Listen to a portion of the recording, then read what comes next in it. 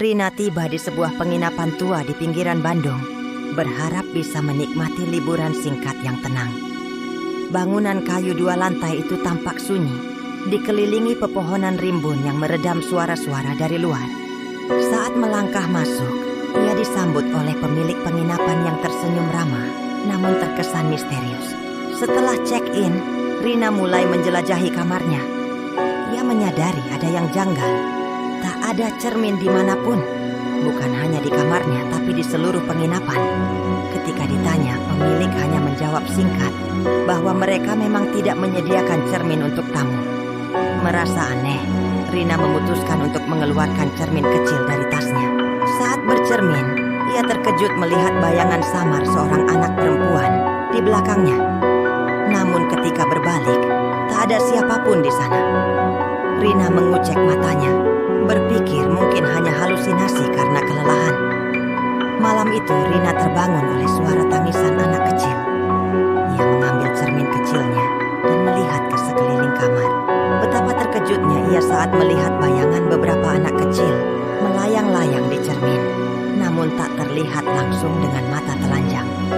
Keesokan harinya, Rina memberanikan diri bertanya pada salah satu pegawai tentang larangan cermin. Dengan ragu-ragu, pegawai itu akhirnya bercerita bahwa dulu pemilik lama penginapan ini seorang pembunuh berantai yang mengincar anak-anak. Arwah para korban terjebak dalam cermin-cermin di penginapan, sehingga semua cermin harus disingkirkan. Ngeri mendengar cerita itu, Rina memutuskan untuk segera check out.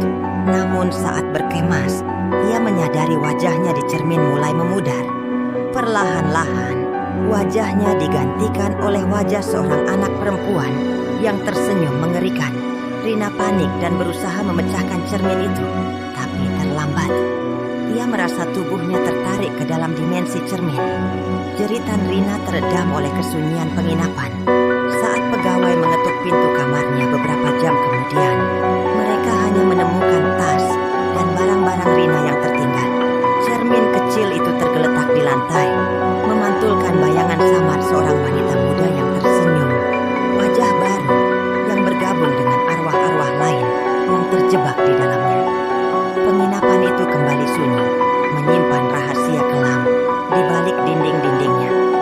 Para tamu yang datang tak pernah tahu bahaya yang mengintai di balik larangan sederhana. Jangan membawa cermin ke dalam wisma ini. Jika Anda suka dengan cerita misteri kami, jangan lupa like, share, dan subscribe ya. Sampai jumpa di cerita misteri berikutnya. Terima kasih.